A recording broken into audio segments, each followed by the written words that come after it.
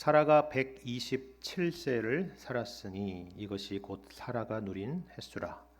사라가 가나안 땅 헤브론 곧 기럇 아르바에서 죽음에 아브라함이 들어가서 사라를 위하여 슬퍼하며 애통하다가 그 시신 앞에서 일어나 나가서 헷 족속에게 말하여 이르되 나는 당신들 중에 나그네요 거류하는 자이니 당신들 중에서 내게 매장할 소유지를 주어 내가 나의 죽은 자를 내 앞에 내어다가 장사하게 하시오. 헷 족속이 아브라함에게 대답하여 이르되 내 주여 들으소서.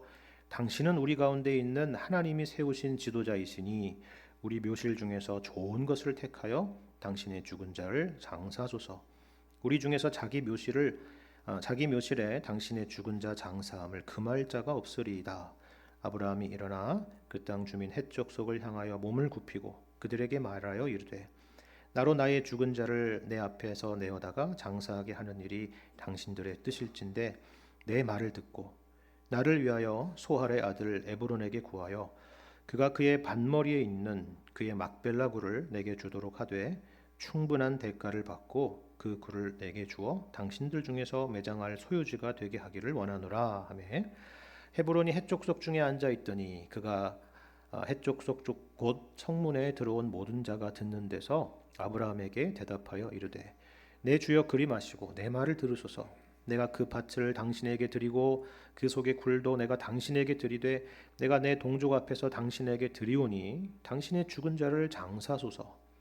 아브라함이 이에 그 땅의 백성 앞에서 몸을 굽히고 그 땅의 백성이 듣는 데서 에브론에게 말하여 이르되 당신이 합당히 여기면 청하건대 내 말을 들으시오. 내가 그 밭을 당신에게 주리니 당신은 내게서 받으시오. 내가 나의 죽은 자를 거기 장사하겠노라. 에브론이 아브라함에게 대답하여 이르되 내 주여 내 말을 들으소서. 땅값은 은 400세겔이나 그것이 나와 당신 사이에 무슨 문제가 되리이까. 당신의 죽은 자를 장사하소서. 아브라함이 에브론의 말을 따라 에브론이 헷 족속이 듣는 데서 말한 대로 상인이 통용하는 은 400세겔을 달아 에브론에게 주었더니 마므레 앞 막벨라에 있는 에브론의 밭 곧 그 밭과 거기에 속한 굴과 그 밭과 그 주위에 둘린 모든 나무가 성문에 들어온 모든 헷 족속이 보는 데서 아브라함의 소유로 확정된지라. 그 후에 아브라함이 그 아내 사라를 가나안 땅 마므레 앞 막벨라 밭 굴에 장사하였더라. 마므레는 곧 헤브론이라. 이와 같이 그 밭과 거기에 속한 굴이 헷 족속으로부터 아브라함이 매장할 소유지로 확정되었더라. 아멘. 우리가 함께 읽은 오늘 본문의 말씀은요, 아브라함의 아내 사라의 죽음과 더불어서 그 사라를 매장할 땅을 구하는 그런 사건을 다루고 있습니다. 사라는 1절에서 보는 것처럼 127세를 살았습니다. 127세라고 하는 것은 창세기인 것을 감안해도 결코 적지 않은 나이죠. 성경에서 장수했다라는 것은 하나님께서 그에게 복을 주셨다라는 그런 의미가 있습니다. 적은 나이에 죽었다는 건 복을 안 주셨다라는 말은 결코 아닙니다. 하나님이 사라에게 그만큼의 복을 허락하셨다라는 의미를 보여주고 있다라는 것입니다. 더군다나 학자들이 주목하는 것은요, 이 성경에서 보통 남성이 아니라 이렇게 여성의 수명을 기록한 것은 성경 전체를 통틀어도 사라가 유일하다라는 것입니다. 사라가 아브람과 같은 특별한 위치에 있다라는 것을 이렇게 강조해 주는 것이죠. 우리는 창세기에서 아브라함만 주목할 때가 있지만 하나님의 관심은 사라 또한 예외가 아니었다라는 것을 우리에게 보여주고 있는 것입니다. 예를 들면 창세기 17장을 보시면요, 사라의 이름을 사레에서 사라로 고쳐주시면서 이렇게 말씀하시는데 내가 그에게 복을 주어, 다시 말해서 사라에게 복을 주어서 그를 여러 민족의 어머니가 되게 하리니 민족의 여러 왕이 그에게서 나리라, 이렇게 약속을 하셨습니다. 그러니까 아브라함에게 주신 약속은 곧 사라에게 주신 약속과 다르지 않았다라는 말씀이죠. 돌이켜보면 아브라함이 걸어갔던 길이 바로 사라가 걸어갔던 길이었습니다. 어떻게 보면 이 부르심의 길 가운데서 사라가 더 큰 고통 가운데 있었다고 해도 과언이 아닐 것입니다. 애굽 왕 바로의 궁에서 속절없이 끌려가게 되었던 일이나 그랄 왕 아비멜렉에게 겪었던 그와 같은 비슷한 일을 여러분 기억을 하실 것입니다. 하갈과 이스마엘로 인해 겪었던 일은 물론 사라가 처음에 자초한 일이긴 했지만은 그 일이 그토록 이처럼 커다란 고통으로 다가오게 될 거라는 것은 상상도 하지 못했겠죠. 그 무엇보다도 하나님께서 그에게 약속만 계속 주셨을 뿐이지 나이가 90이 되도록 아이를 갖지 못하고 생리까지 끊어져서 절망할 수밖에 없었던 시간들을 한번 생각을 해보십시오. 모세가 시편에서 그렇게 말하지 않습니까? 우리의 연수가 70이요 강건하면 80이라도 그 연수의 자랑은 수고와 슬픔뿐이다 이렇게 말했는데 그 말에 딱 들어맞는 인생이 사라의 인생이 아니겠나 이런 생각을 하게 되는 것입니다. 왜 편한 길을 놔두고 남편을 따라 나서서 아니 남편에게 주신 하나님의 부르심을 따라서 이처럼 객지에서 타향살이를 하며 이 고생을 하는가? 아마 그런 생각이 밤마다 사라를 괴롭히지 않았을까 그런 생각을 하게 됩니다. 하지만 하나님께서는 노년의 사라에게 웃음을 주셨죠. 웃음이라는 뜻을 가진 이삭을 허락해 주셨습니다. 그리고 여기 여러분 127세라고 하는 나이를 한번 생각을 해보시길 바랍니다. 이것을 역산을 해보자면 사라가 90세에 이삭을 낳았으니까 이삭이 37이 되기까지 그가 자라는 것을 그렇게 볼 수 있었다라는 것을 우리는 알 수 있습니다. 물론 이삭이 결혼을 하고 또 손주를 보고 하는 그런 일까지는 보진 못했지만 이것은 분명 하나님께서 사라의 노년에 주신 큰 축복이라고 우리는 할 수가 있을 것입니다. 그렇다고 해도 이 죽음이라고 하는 것은 참으로 당혹스러운 일이죠. 사라가 하나님의 약속을 받았고 신앙이 있었고 장수를 했고 이삭으로 인해서 노년의 즐거움이 있었다라고 할지라도 죽음이라고 하는 것은 참으로 이해하기도 어렵고 받아들이기도 힘든 그런 현실 아니겠습니까? 무엇보다 먼저 떠나는 사라를 지켜보고 있는 아브라함의 고통은 이루 말할 수가 없었겠죠. 여러분 2절을 보시면 그래서 이렇게 설명하고 있습니다. 사라가 가나안 땅 헤브론 곧 기럇 아르바에서 죽음에 아브라함이 들어가서 사라를 위하여 슬퍼하며 애통했다. 이렇게 기록을 하고 있습니다. 물론 그동안의 인생의 동반자인 사라가 죽었으니까 슬퍼하고 애통했겠지라고 생각할 수가 있지만 이 기록이 특별한 이유는요 다른 것이 아닙니다. 여기 아브라함이 울었다라고 하는 슬퍼하며 애통했다라는 이 기록은요 성경에서 이 눈물이라는 것이 등장하는 최초의 기록이다라는 사실입니다. 그럼 생각해 보십시오. 사실 창세기 말씀을 앞에 있는 내용들을 생각을 해보자면 이전에도 얼마나 슬픈 일들이 많이 있었겠어요. 그렇죠? 아담과 하와가 에덴 동산에서 쫓겨났을 때부터 시작해서 눈물을 흘릴 만한 일들을 우리가 생각을 해보자면 얼마나 많이 있었겠습니까? 아브라함으로만 한정해도 이번 일만이 아니라 얼마나 그의 인생에 눈물 지을 만한 일들이 많이 있었겠느냐 하는 것이죠. 그런데 마치 이 창세기 말씀은 오늘 이 본문의 이 순간을 위해서 그 눈물이라는 단어를 아껴온 것처럼 이제서야 그 슬픔과 애곡을 기록하고 있다라는 것입니다. 그만큼 아브라함은 사라를 사랑했었다라는 것을 알 수 있죠. 하지만 저는 이 슬픔과 애통이라고 하는 것이 꼭 부정적인 의미만 담고 있다라고 생각하지는 않습니다. 물론 당연히 슬픈 일이죠. 사랑하는 사람의 죽음을 앞두고 울지 않고 참고 태연하게 있는 것이 신앙이 좋은 것이 결코 아닙니다. 다만 우리의 울음은 세상의 울음과는 다른 것입니다. 데살로니가전서 4장 13절의 말씀을 보면요. 사도 바울이 이렇게 말씀하고 있습니다. 형제들아 자는 자들에 관하여는 너희가 알지 못함을 우리가 원하지 아니하노니 이는 소망 없는 다른 이와 같이 슬퍼하지 않게 하려 함이라. 이렇게 말씀하죠. 슬퍼한다라고 하는 것은 신자나 불신자나 동일한 감정적인 반응이죠. 하지만 다른 점이 있다면 우리는 소망 없는 다른 이와 같이 슬퍼하지 않는다라는 것입니다. 여기 본문 2절에 아브라함의 슬픔을 보십시오.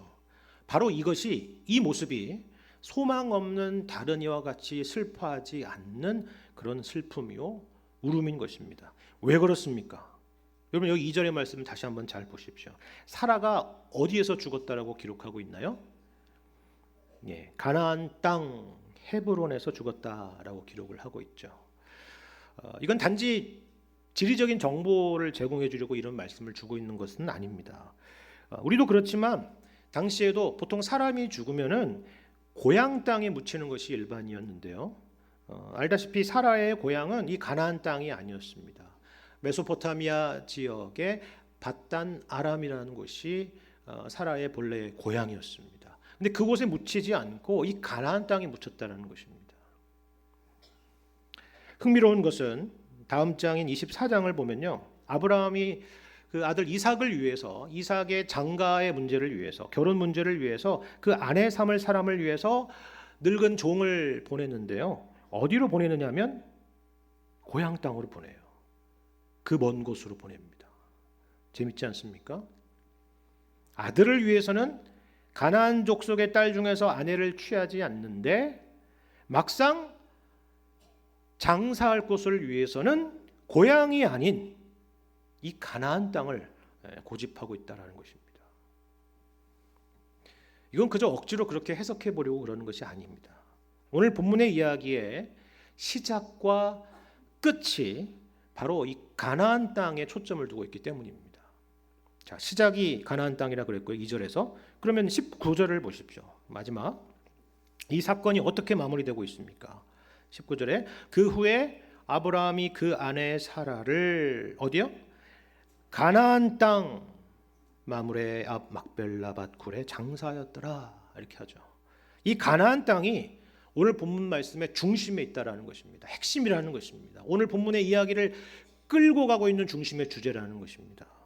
그리고 3절 이하에 등장하는 이 땅의 본래 주인이었던 해족 속 사람들과의 그 길고 긴 대화, 똑같은 내용을 3번씩이나 반복하는 그 지루한 대화, 그 협상의 대화도 사실 이 가나안 땅 확보라는 것에 초점을 두고 있다는 것입니다.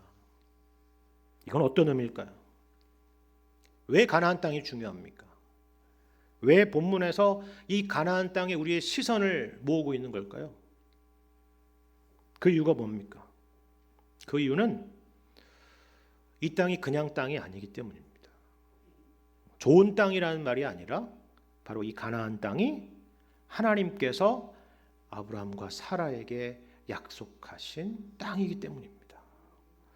여러분 이 약속의 땅에서 사랑하는 사라가 죽습니다. 자, 그 내용을 살피기 앞서서 이게 얼마나 참 납득하기 어렵고 아이러니한 일인지를 생각해 보십시오. 이걸 조금 신학적으로 표현하면요 이런 거예요. 약속 안에서 죽은 것입니다. 약속 안에서 죽은 것. 누군가는 그렇게 말하겠죠. 어떻게 약속의 땅에서 죽을 수가 있는가?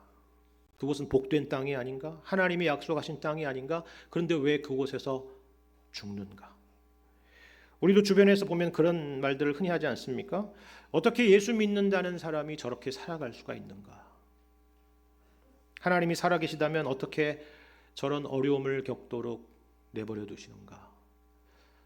저 사람은 하나님을 저렇게 신실하게 믿었던 사람인데 어떻게 저렇게 죽을 수가 있는가? 그런 말들을 많이 하죠. 맞습니다. 보셨지 않습니까? 아브라함 자신도 이 일로 슬퍼하고 애통해하고 있습니다. 그런데 동시에 그 사라가 약속의 땅, 이 가나안 땅에 죽었다라는 것은 그리고 그 사라를 위한 무덤을 위해서 굳이 하나님이 약속하신 가나안 땅을 확보하기 위해서 이처럼 노력하고 있다라는 것은 우리가 이 땅에서 믿음으로 산다는 것이 과연 무엇인가 하는 것에 대한 것을 설명하는 굉장히 중요한 메시지가 바로 오늘 본문 가운데 있다라는 사실입니다. 여기서 우리가 기억할 크게 2가지의 사실이 있는데요. 하나는 뭐냐면 우리는 이 땅에서 나그네라는 사실입니다. 다시 말하자면 우리는 우리의 믿음의 여정이 결코 이 땅에서 끝나지 않는다라는 사실입니다.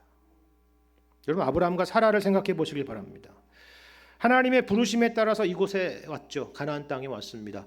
그런데 사도행전 7장의 스데반의 설교의 표현을 빌리자면 그들은 바로 이곳 가나안 땅에 발붙일 만한 땅조차도 유업으로 얻지 못했습니다. 평생을 그랬습니다. 그리고 결국 사라가 죽었죠. 그리고 아브라함도 곧 이어서 죽을 것입니다. 평생 동안 하나님이 약속하신 땅을 위해 왔고 그것을 보기도 했고 돌아다니기도 했지만 그 땅을 얻지는 못했습니다. 그래서 나그네와 같은 삶인 것입니다. 여러분, 4절을 보시면 아브라함이 헷족 속 사람들 앞에서 자신이 누구인지를 설명하는 내용이 있죠. 뭐라고 말합니까? 나는 당신들 중에 나그네요, 거류하는 자라, 이렇게 말합니다. 여기 나그네라고 하는 것은 말 그대로 자기 땅이 없다는 말입니다. 남의 땅에 우거하는 사람들이란 말이죠. 그리고 거류하는 자라는 말은 그래서 거주하는 권리를 누리지 못하는 외국인이다, 그런 말입니다. 예를 들어서 미국으로 유학을 가려면 학생 비자인 F 비자를 받아야 됩니다. 주재원으로 가려면 L 비자를 받아야 되죠. 취업을 위해서는 H 비자를 받아야 됩니다. 비자라고 하는 것은 다른 말로 하자면 그 나라 사람이 아니라는 의미입니다. 그러니까 국민으로서 의무도 없지만 권리도 없죠. 혹시 아마도 해외에서 잠시라도 살다 오신 분들이라면 이것이 어떤 의미인지 잘 이해를 하실 것입니다. 여기 나그네와 거류하는 자라는 것은 바로 그런 의미입니다. 우리가 이 땅에서 그렇다는 거예요. 이것은 그저 시적인 표현이 아닙니다. 실제로 그렇다는 것입니다. 무엇보다 하나님께서 우리를 가리켜서 나그네라고 부르십니다. 레위기 25장을 보면 하나님께서 이스라엘 백성들을 가리켜서 너희는 다만 나그네요 거류민일 뿐이다, 이렇게 말씀을 하십니다. 시편에서 다윗은 자신을 가리켜서 나는 주와 함께 있는 나그네이며 나의 모든 조상들처럼 떠도는 사람입니다 라고 정의를 하죠. 그리고 신약의 베드로전서에서 베드로도 마찬가지입니다. 성도들을 가리켜서 거류민과 나그네와 같다라고 이렇게 말씀을 합니다. 이것이 바로 우리의 정체성이라는 것이죠. 우리는 이 땅에 속하지 않은 사람입니다. 이것을 항상 기억하며 살아야 된다라는 것입니다. 근데 우리가 여기서 또 기억해야 될 중요한 사실은요, 우리가 이 땅에서 나그네로 산다라고 하는 것이 다만 현실 도피적인 자세로 사는 것이 아니다라는 사실입니다. 하나님께서 아브라함을 불러내신 것은 나그네로 살도록 하신 것 그 자체에 초점이 있는 것이 아니다라는 거예요. 우리는 그저 정처 없이 떠도는 나그네들이 아닙니다. 삶의 의욕도 열심도 없고 목적도 없고 어차피 이 세상은 장망성 아닌가, 장차 망할 세상이 아닌가, 곧 떠날 세상이 아닌가라고 하면서 그렇게 사는 것이 성경에서 말하는 나그네의 삶이 아닙니다. 오늘 본문에서 아브라함의 모습을 보시길 바랍니다. 아브라함이 지금 자신을 나그네라고 얘기하고 거류하는 자라고 말하는 것이 방금 제가 말씀드린 그런 모습일까요? 만약 그런 의미라고 한다면 오늘 본문에 등장하는 이 사건은 정말이지 너무나도 이상한 이야기 아닙니까? 왜 그렇죠? 4절에서 분명히 자신이 나그네요 거류하는 자라고 했는데 그 이후의 내용들을 보면은 어떻게 보면은 굉장히 이 땅에 집착하고 있는 모습처럼 보이기 때문입니다. 보십시오. 여기 긴장이 보이지 않습니까? 아브라함은 어떻게든 사라를 매장할 땅을 소유하려고 노력을 하고 있고 해쪽 속 사람들은 어떻게든 아브라함에게 땅을 제공해 주지 않으려고 노력을 하고 있습니다. 물론 예의를 갖춰서. 그렇죠. 물론 이 사라를 매장할 묘실은 얼마든지 제공해 줄 수 있다라고 말을 합니다. 그리고 나중에는 심지어 밭도 주고 굴도 무료로 제공해 주겠다라고 이렇게 제안을 하죠. 근데 아브라함은 어떻게 합니까? 우리 생각에는 공짜로 준다 그러면 좋다고 받을 텐데 그렇게 하지 않고요. 보시는 것처럼 아브라함은 공짜로 이 땅을 받을 마음이 조금도 없습니다. 어떻게든 정당한 대가를 지불하고 충분한 대가를 지불하고 그것도 공증을 받아서 땅을 매입하려고 하고 있죠. 가장 공손한 태도로, 그러면서 동시에 가장 확실한 방법으로 이 땅을 매입하려고 하고 있습니다. 그래서 마침내 이렇게 계약이 성사되었다라고 기록을 하고 있죠. 16절 이하의 말씀을 제가 다시 읽겠습니다. 아브라함이 에브론의 말을 따라 에브론이 헷 족속이 듣는 데서 말한 대로 상인이 통용하는 은 400세겔을 달아 에브론에게 주었더니 마므레 앞 막벨라에 있는 에브론의 밭 곧 그 밭과 거기에 속한 굴과 그 밭과 그 주위에 둘린 모든 나무가 성문에 들어온 모든 헷 족속이 보는 데서 아브라함의 소유로 확정된지라. 그 후에 아브라함이 그 아내 사라를 가나안 땅 마므레 앞 막벨라 밭 구라에 장사하였더라. 마므레는 곧 헤브론이라. 이와 같이 그 밭과 거기에 속한 굴이 헷 족속으로부터 아브라함이 매장할 소유지로 확정되었더라. 그렇죠? 여러분 여기 18절과 20절에 반복되는 표현이 보이지 않습니까? 마침내 아브라함의 소유로 확정되었다, 이겁니다. 이 땅을 이제 합법적으로 소유하게 되었다라는 그런 의미예요. 등기부 등본을 떼보면 어떻게 돼요? 에브론이라고 하는 글씨에 쫙 표시가 돼 있고 그 밑에 아브라함 이렇게 써 있게 됐다라는 그런 이야기입니다. 이 이야기를 하려고요, 지금 3절부터 20절까지 그 긴 이야기를 했던 거예요. 부동산 거래 이야기 아시겠죠? 근데 이 부분이 바로 특이하다는 겁니다. 왜요? 다시 말씀드리지만 분명히 아브라함은 자기를 나그네와 외국인으로 소개하고 있지 않습니까? 근데 그런 아브라함이 이토록 땅에 대한 집착이 있으니 이걸 과연 우리가 어떻게 이해할 수 있느냐 하는 거예요. 여러분 이건 어떤 의미일까요? 나그네라고 하는 것은 그저 우리에게 상징적인 의미뿐일까요? 우리도 그러지 않습니까? 교회에서는 우리가 세상에 속한 사람이 아닙니다. 죄 많은 이 세상은 내 집 아닙니다.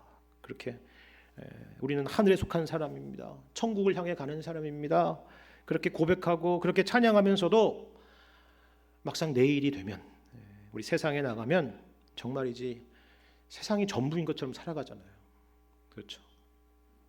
지금 아브라함이 그러고 있는 걸까요? 아니죠. 그런 의미가 아닙니다. 아브라함이 나그네요 외국인이다라고 고백을 했던 것처럼 진짜로 그렇게 살아가고 있는 것입니다. 그렇다면 왜 아브라함은 이 땅을 매입하는 일에 이토록 열심을 냈을까요? 우리가 이 땅에서 나그네로 산다는 것은 과연 이 말씀을 통해서 우리가 어떻게 힌트를 얻을 수가 있겠습니까? 일단 말씀드린 것처럼 우리가 나그네로 산다는 것은요, 그저 현실 도피적으로 산다는 것이 아닙니다. 그렇다고 반대로 현실에 집착하면서 산다는 것은 더더욱 아니겠죠. 아브라함이 이 땅을 매입하는 일에 이토록 열심을 내는 것은 다른 이유가 아닙니다. 아브라함이 지금 이 땅을 구하려고 하는 것은 자신의 농지를 확보하려고 하는 것이 아닙니다. 목축을 위한 목초지를 확보하려는 것도 아니고요, 자신이 즐길 수 있는 별장을 짓기 위한 것도 아닙니다. 오직 하나의 이유입니다. 하나의 이유. 앞서 말씀드렸듯이 바로 이 땅이 하나님이 약속하신 약속의 땅, 가나안 땅이기 때문입니다. 하나님께서 내가 이 땅을 너와 너희 후손에게 주리라 라고 약속을 하셨기 때문이죠. 지금 아브라함은 사라를 좋은 곳에 묻기 위해서 이 땅을 택한 것이 아닙니다. 하나님이 약속하신 그 약속의 땅에 묻기 위해서 이 땅을 택한 것입니다. 우리가 나그네로 산다는 것이 무엇인지 아시겠습니까? 그것은 이 아브라함의 모습에서 보는 것처럼 바로 하나님의 약속대로, 하나님의 뜻대로 산다는 것을 말하는 겁니다. 거기에 헌신하고 거기에 충성하며 산다는 것입니다. 그것을 향하여 산다는 것입니다. 이것은 분명히 소극적인 자세가 아니라 적극적인 자세죠. 도피적인 자세가 아니라 목적 지향적인 자세인 것입니다. 흥미로운 것은 우리가 이런 자세로 살아갈 때에 그 외의 모든 것들은 상대화된다는 사실입니다. 여러분 어떤 한 지점을 향해서 초점을 모으고 집중할 때 다른 주변의 것들은 어떻게 돼요? 희미하죠. 잘 보이지 않습니다. 그렇죠. 그와 같은 거예요. 나그네로 살아가기 때문에 옆에 있는 것들은 신경 쓰지 마, 이 땅의 것을 신경 쓰지 마가 아니라, 그런 차원의 율법주의적인 관점이 아니라 우리의 목적지를 향하여 선명하게 바라볼 때 나머지의 것들은 상대화된다라는 것입니다. 이것이 바로 나그네로 산다는 것의 의미입니다. 만일 여러분이 내일 다른 나라로 영구적으로 이민을 간다고 생각을 해봅시다. 그렇다면 여러분 오늘 가구점에 가서 무슨 장롱을 사시겠어요? 침대를 사시겠습니까? 내일이면 헤어지게 되는 사랑하는 친구들이나 가족들과 싸우시겠습니까? 그렇지 않겠죠. 왜 예수 믿는 우리가 세상에 집착하지 않습니까? 그것은 그와 같은 것들이 우리에게 필요가 없다는 것이 아니라 우리에게는 그것보다 더 큰 목표와 목적과 방향이 있기 때문입니다. 여러분, 이것을 히브리서 11장에는 이렇게 말씀해요. 아브라함과 사라에 대한 믿음을 설명하면서 히브리서 11장 13절 이하에 이렇게 설명하고 있습니다. 이 사람들은, 아브라함과 사라를 말하는 거죠, 다 믿음을 따라 죽었으며 약속을 받지 못하였으되 그것들을 멀리서 보고 환영하며 또 땅에서는 외국인과 나그네임을 증언하였으니 그들이 이같이 말하는 것은 자기들이 본향 찾는 자임을 나타냄이라. 그들이 나온 바 본향을 생각하였더라면 돌아갈 기회가 있었으려니와 그들이 이제는 더 나은 본향을 사모하니 곧 하늘에 있는 것이라. 이러므로 하나님이 그들의 하나님이라 일컬음 받으심을 부끄러워하지 아니하시고 그들을 위하여 한 성을 예비하셨느니라. 그렇죠? 그들이 나그네인 것은 이 땅을 정처 없이 떠돌아서가 아니라 오히려 목적이 있어서라는 것이죠. 목적이. 그게 뭐예요? 본향을 찾는 것이고 더 나은 본향을 찾는 것이다 라는 것이죠. 근데 우리가 여기서 놀라는 것은 이겁니다. 지금 분명히 아브라함은 사라를 가나안 땅에 묻었습니다. 그렇죠? 그리고 아브라함도 머지않아서 이곳에 묻힐 것입니다. 동일한 곳에요. 근데 분명히 이곳은 그들이 태어났던 본향은 아니죠. 하나님께서 약속하신 땅입니다. 그렇다면 이곳 가나안 땅이 여기서 말하는 더 나은 본향일까요?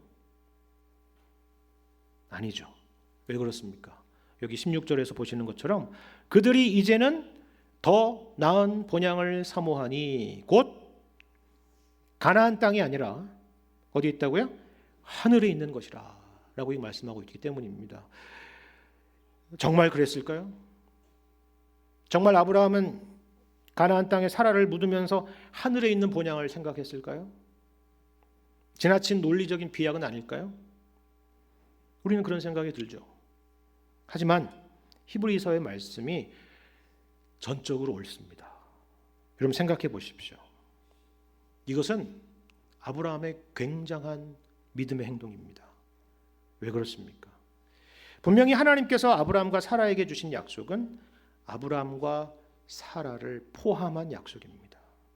우리가 앞서 창세기 17장 말씀에서 하나님께서 아브라함에게 주신 약속들을 보면 뭐라고 말씀하느냐 하면은 너와 내 후손에게 이 땅, 곧 가나안 온 땅을 주어 영원한 기업이 되게 하리라 이렇게 약속을 하셨습니다.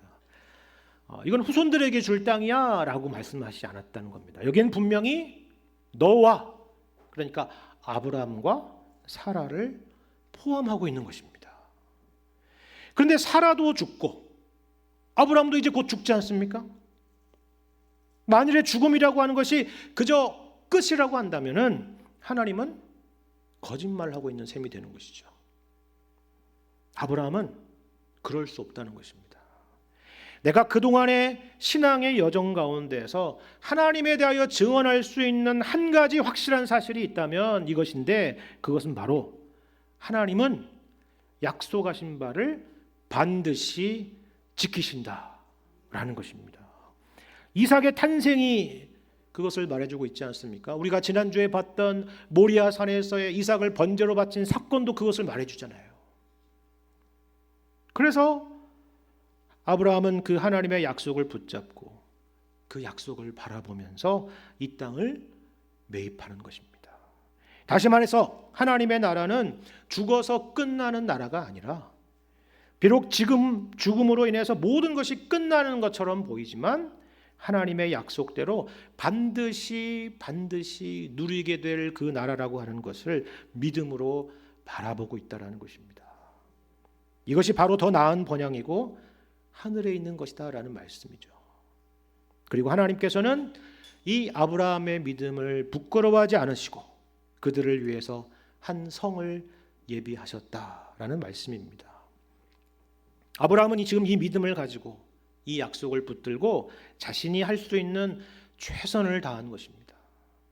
비록 하나님께서 약속하신 가나안 땅 전체로 보자면 정말이지 이 오늘의 이 땅은 보잘것없는 작디 작은 한 조각의 땅에 불과하지만 하나님의 약속을 멀리서 바라보면서 작은 일에 정말 최선을 다하고 있는 모습인 것입니다. 이것이 바로 나그네로 살아가는 자들의 모습이다라는 것이죠. 거창한 일을 하지 않아도 좋습니다. 세상을 변화시키지 않아도 좋고요. 나라를 구하지 않아도 좋습니다. 사실 세상의 역사적인 관점에서 보자면은 아브라함이 지금 이 가나안 땅 중에서도 이 작은 땅 막벨라구를 매입한 것이 그게 뭐 얼마나 대단한 일이겠어요. 안 그래요? 이게 대단한 일 정도가 아니라 이거는 역사 기록에 한 줄도 나올 수 없는 일이지 않습니까? 그렇지 않습니까? 근데 여러분 이 성경을 보십시오. 이 창세기에서는 이 이야기를, 이 길고 긴 부동산 협상에 대한 이야기를 무려 23장 한 장을 전체를 할애해서 우리에게 가르쳐주고 있는 것입니다. 무슨 말입니까? 하나님은 그 작은 믿음의 행동을 귀하게 보신다라는 사실입니다. 하나님의 평가와 사람의 평가는 이처럼 다르다는 거예요. 성경에는 얼마나 엄청난 복된 약속들이 있습니까? 감히 형언할 수도 없는, 측량할 수도 없는 그런 약속들이 있죠. 그런데 우리가 참 놀라운 것은 뭐냐면 성경은 그 거대하고 엄청난 약속들과 우리의 그 가장 작은 행위들을 서로 연결시키고 있다는 사실이에요. 서로 무관하지 않다는 것입니다. 어느 정도냐? 예를 들면 이런 말씀드리잖아요. 지극히 작은 자 하나에게 한 것이 곧 나에게 한 것이니라. 지극히 작은 것에 충성된 자는 큰 것에도 충성된 자이니라. 내가 적은 일에 충성하였음에 내가 많은 것을 너에게 맡기리니 내 주인의 즐거움에 참여할지니라 라는 말씀입니다. 여러분 이런 말씀을 일일이 열거하자면 끝이 없겠죠. 놀라운 말씀입니다. 나그네로 산다는 건 뭘까요? 나그네로 산다는 것은요, 바람처럼 왔다가 안개처럼 사라지는 것이 나그네로 사는 것이 아닙니다. 다만 이 세상에 미련 두지 않고 사는 것이 나그네로 사는 것이 아니에요. 나그네로 산다는 것은요, 주님의 약속과 주님의 나라를 바라보면서 이 땅에 예수의 흔적, 믿음의 흔적들을 남기면서 사는 것입니다. 나는 이 세상에 미련이 조금도 없습니다. 그렇게 말하는 그런 소극적인 차원이 아니라 여러분이 어디를 향해서 가고 있는지를 분명히 보여줄 수 있는 그런 적극적인 삶을 사는 것이죠. 그것이 세상적으로 보기에 아무리 보잘것없는 작은 것이라고 할지라도, 그 누구도 기억해 주지 못할 별 볼 일 없는 일이라고 할지라도 하나님은 그것들을 귀하게 보신다라는 사실입니다. 어제도 우리 전도부에서 노방전도를 준비해서 많은 분들이 참여하셨습니다. 그 하나하나의 손길들을 보았습니다. 그리고 어제 새가족 환영회를 위해서 정말 모든 분들이 최선을 다하는 모습들을 보았습니다. 저는 그런 모습들을 보면서 그것을 느꼈습니다. 그런 것입니다. 우리가 교회에서, 그리고 가정에서, 직장에서 주님을 위해서 살아가는 그 작은 헌신들 하나하나가 다 그와 같은 것들입니다. 하나님이 기억하시는 일입니다. 하나님이 기뻐하시는 일입니다. 뭐라고요? 하나님이 그들의 하나님이라 일컬음 받으심을 부끄러워하지 아니하시고 그들을 위하여 한 성을 예비하셨느니라. 바로 이 말씀이 그들을 위한 말씀이요, 우리를 위한 말씀인 것입니다. 하나님의 부름을 받은 나그네로 이 땅에서 작은 일에 충성하시고 최선을 다하면서 사시는 여러분들 되시기를 바랍니다. 하나님께서 그 일을 통하여 영광 받으시고 또 여러분의 걸음이 아브라함과 같이 또 누군가에게는 믿음의 이정표가 될 것입니다. 그 복된 믿음의 길을 걸어가게 되시는 여러분과 제가 되기를 주님의 이름으로 간절히 축원합니다.